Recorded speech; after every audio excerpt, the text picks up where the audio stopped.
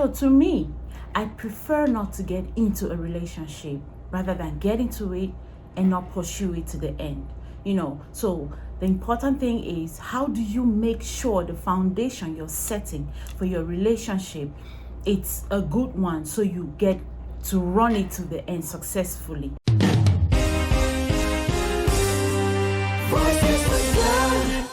Hello, my lovely people. My name is Clarice Nkwenti, and I am the CEO and founder of Voices with Cla, a talk show on lifestyle. You can find us on every social media platform.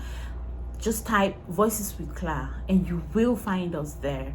So, my darlings, this session is in response to about 5 different questions we've had from people concerning, you've been talking about the foundation, everything depending on the foundation. How exactly can I have a solid foundation for my relationship? Questions like that. I don't want to bug you with reading the questions, but in the nutshell, that's exactly what they're asking. How can I build a solid foundation for a good relationship?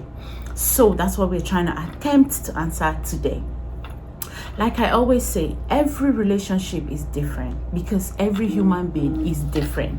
So you cannot expect to find the same kind of response in every situation or in every relationship, because there are different people you're talking about here. So we're just trying to give a general answer to the question, and from there you can choose what works for you and what helps your own relationship.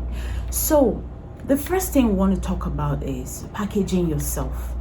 When we talk of packaging, we're not talking about the social media meaning of packaging. We're talking about how you put yourself together before that person gets to know you better. During that period when you guys just met, how did you prepare yourself?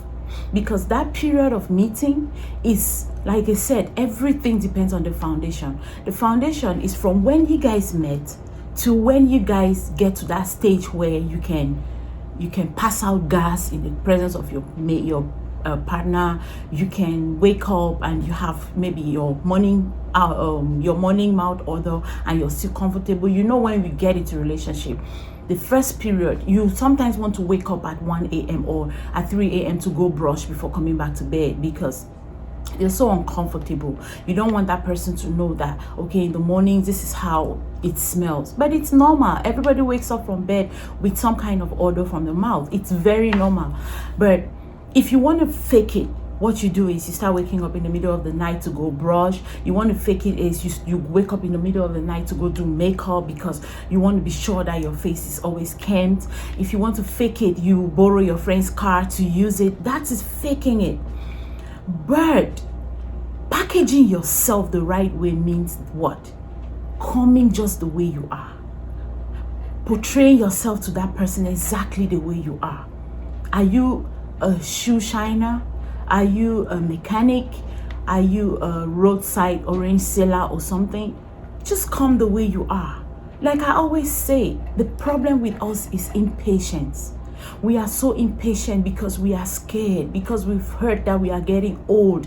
If you don't get a man, you will never get a man. But I always believe if you package yourself well, you grow, you spend time building you, the right person will locate you.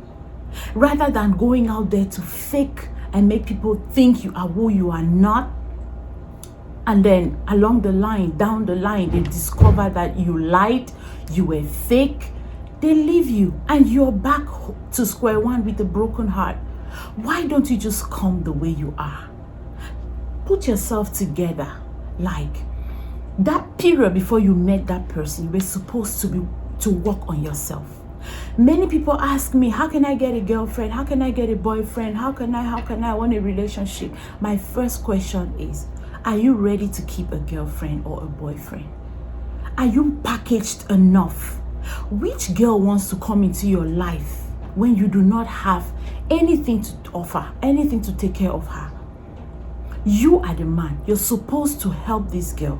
You're supposed to take care of her while she supports you, while she assists you.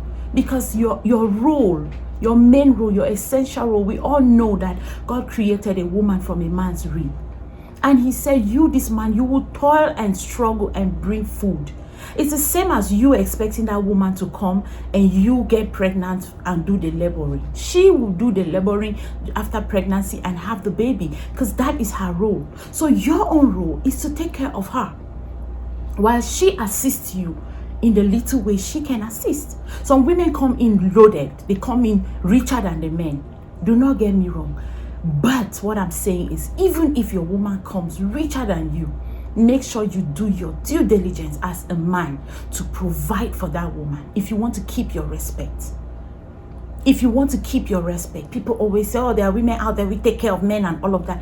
Go in there and ask those men, do you have that 100% respect? Can you talk as loud as you want to talk? If your woman is actually the breadwinner of the family, can you shout and scream as loud as you want to? Don't get me wrong, women should support their men, but I'm using the word support because it is support. Women are not the ones in charge of running the home. Yes, I hear you saying whatever you want to say and get out and whatever, stick into it, stay there and let her take care of the home. Down the line, you will call Voices with Clara to ask the same question. Why is it that the woman cannot stay? Why is it that you have to package yourself before you meet that dream woman? And same you, the lady, you have to package yourself before you meet that man. There is more to offer as a woman than just going there and laying in bed. Cook food, lay in bed and satisfy him in bed and satisfy his stomach. There's a lot more. When you see this man running outside, check yourself. There should be something that is pushing him out there. See, people always say men are polygamous in nature and all that. I don't accept it. I am a zero tolerance to that. 0.000%. If you let your man go out there and cheat, it's okay. It's your thing. I can't tell you what to do. All I'm saying is, don't go crying and complaining and comparing other men to your man. Don't go telling your friends men are the same. Forget that thing. Your man is the same. No, don't do that. It's the way you package yourself from the beginning. Package yourself well. Make him understand you are coming in to add what you have. Even though he is the man. Even he is taking care of 8%, that's still adding because you have money in the account. If your man stumbles and falls and he cannot continue, you take over. That's what the society is supposed to be like.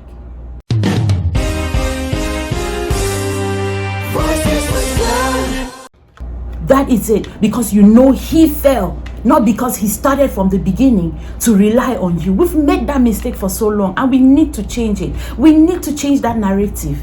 It's very important. That was on packaging. Second point, it's still around there. Man, you have to be the provider. You have to be the provider. If you're a Christian, go into your Bible. It says somewhere, I'm sorry, I don't know how to quote exactly, but it is in there. If you, as a man, cannot provide for your family, you are worse than an infidel. An infidel is a sinner. You preach, you carry the Bible, you say stuff left and right, but there are people out there you think are sinners, you think they are unbelievers, but you, who is not taking care of your household, you are the one. That's what the Bible says. You are worse. The Bible did not even say you are an infidel. It says you are worse than. So you have to make sure you are a provider. And if you are not a provider, if you're not ready to be a provider, why are you looking for a woman? Because many people just keep saying women like money, women are materialistic and all of that. No, I beg to differ. Every woman wants to be taken care of because she knows that it's your duty as a man to take care of her. And all I'm adding to that is, auntie, as he takes care of you, make sure you support him. He cannot take care of the family financially 100%. It's a no-no. You need to bring something. Keep aside I take care of the children, I dry clean the floor, I whatever. Keep that aside. That's your own duty. That's your own thing you're doing. And if you know what it means, you will share the responsibility with him. Let him assist you. There's nothing wrong in him watching over the kids while you cook. There's nothing wrong with him cleaning the kids' poop while you do something else. So don't come here to tell me I'm doing this one, I'm cleaning the house, I'm taking care of the kids. No, that's no job. That does not get, you don't get any money for that. So you're not supporting him. You need to come in with something to support him while he provides. Yeah, that is it. That's how we are supposed to do it. The man has to be the provider and the woman has to be a supporter. And if that man falls, and you women, that's why I keep saying, do something that keeps you financially buoyant, so that if something happens to him, you pick up from where he stopped and you support your family till he's able to join you or he's able to come back into his chair. And that period where you're supporting him, be very careful, because most women are always tempted to start talking down on the man, telling him all kinds of things. Oh, you are that. Oh, forgetting to know that most of those men trained you to where you are. Much of the money you have, some of those men gave them to you. Even if the money you made by yourself, he took care of you before he fell. Nature put him where he is. He didn't ask to be there. So it's your duty to help him at that point when he is down. When he is down financially, you take him up. That's why they say you're a supporter. You don't just sit there and start running your mouth. Oh, I'm the one feeding family now. I'm the breadwinner. I mean, you eat plantain today, you eat potato tomorrow, you don't have a choice. No, madam. That is it. And when you do that, he will be quiet at that time because he does not have the power. As soon as he's on his feet, he will look for that lady who can stand by him when he is down. Then you run back to Voices with Claire. I took care of this man. I was there for him. I was this, that. I was there. Now he's up. He's looking for another woman. What happened? That is why everybody who comes to me with questions and all of that, we start from the foundation. We start from the foundation because that is where it all started. Another way to take care to build a good foundation is not to say yes when it's no. Say no when it's no. Many men think to please a woman, to keep a woman, you just need to say yes to everything. Anything she says, yes, ma'am.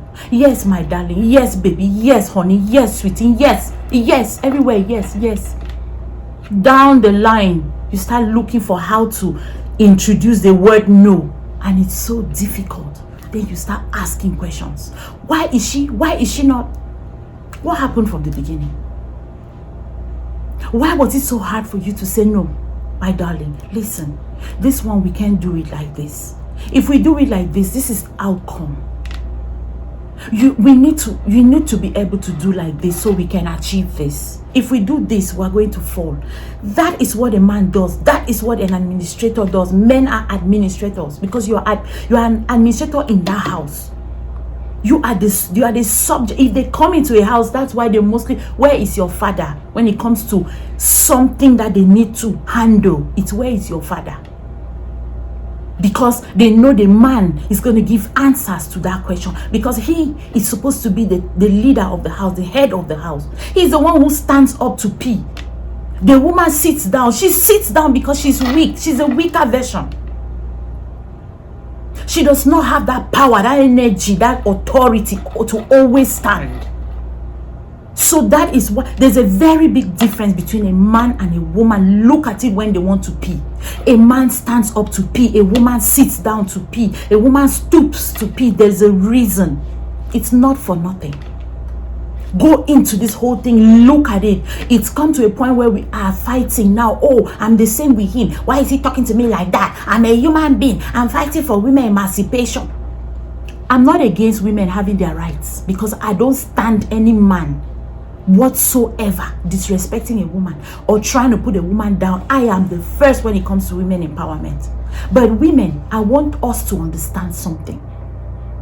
When your horn starts growing and you start developing wings to fly, remember, no matter how high you fly, you will never stand up to pee. If you stand up to pee, that pee goes to your feet. It dirties your feet. It soils everywhere. Your position is to stoop. And you stoop because that's where you have to be. It's a sign of respect, submission. Most of us have refused because social media has told us, you have to fight. You and him are the same. You people are the same. What? My dear, he goes around carrying sperm. What do you go around carrying? Eggs. Those eggs are produced monthly.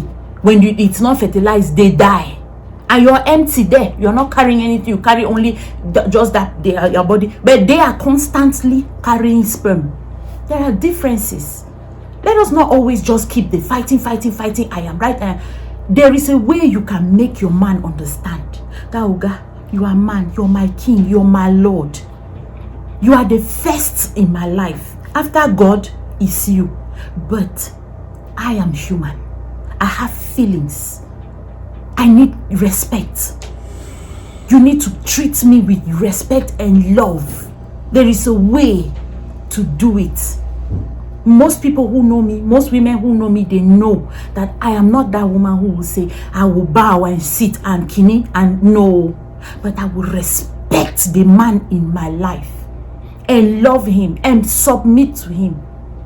Unless it gets to the point where I find myself being abused or treated in a wrong way and all of that. My ladies, it's time to use that wisdom to prove your point and not to go around fighting. Not to go around fighting. Another way to build a solid foundation is to ask yourself, what do I need? Do I need a partner? Do I need a friend? Do I need a pastor? Do I need a director? Do I need a nag? Do I need a woman with big boobs or big bum bum or a beautiful face and an empty head? What do I need? Sit down and talk to yourself. Tell yourself what you need. When you know what you need, you will go out there on purpose. If you do not know what you need, you go out there, you're messing up all the way. As you step out there, you will be messing up.